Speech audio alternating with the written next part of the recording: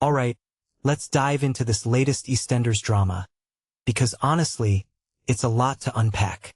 So, here's the deal, Atkins, the guy who's basically the poster child for soap opera villain, is still pulling strings from behind bars.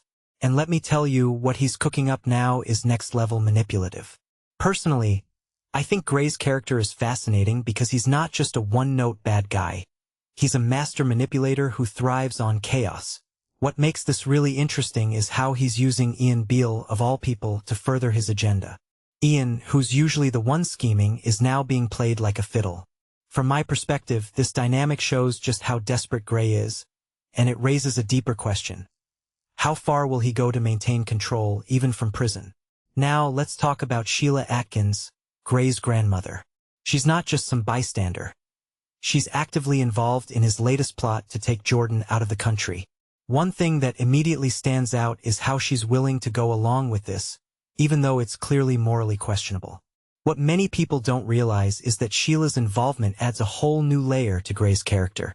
It's not just about him anymore. It's about this toxic family dynamic that's been brewing for years. If you take a step back and think about it, this storyline is really about the cycle of manipulation and how it passes down through generations.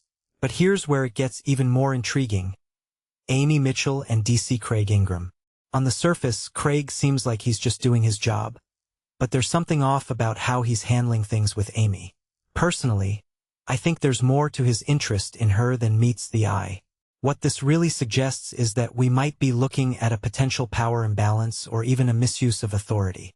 A detail I find fascinating is how Amy, who's usually portrayed as a vulnerable character, is now being put in a position where she might have to question someone who's supposed to protect her. This raises a deeper question.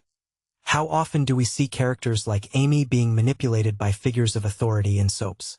It's a trope, sure, but it's also a reflection of real-world issues.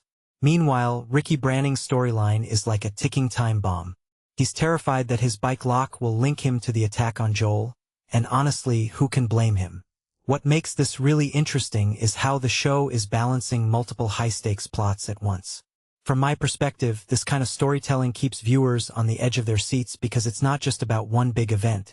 It's about how these smaller threads intertwine.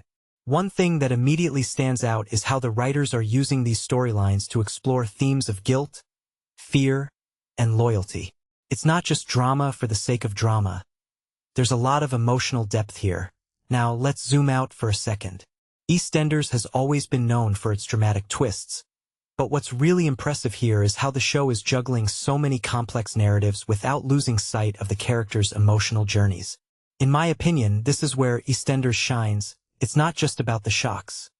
It's about how those shocks impact the people we've come to care about. What this really suggests is that the writers are thinking long-term, planting seeds for future storylines while keeping us hooked in the present. So, here's my closing thought.